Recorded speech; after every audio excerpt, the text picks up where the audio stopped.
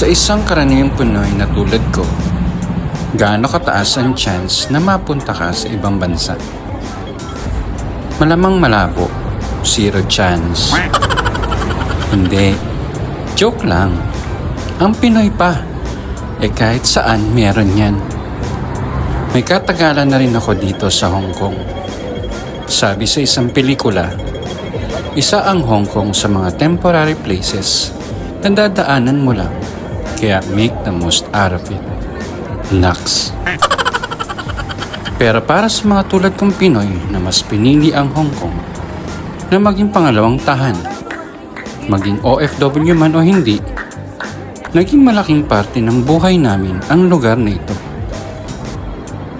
Hong Kong ang nagbigay sa amin ng bagong pag-asa, nagbigay kabuhayan, at naging paraan para makapag-share ng mga biyaya sa aming pamilya sa Pinas.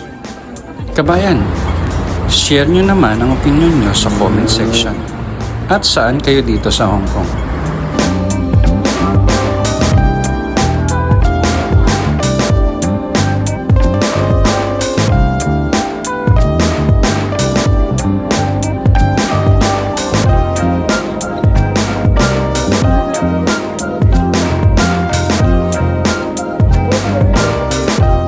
Ito si Louie, ang inyong One Pangyaw. See you sa next video.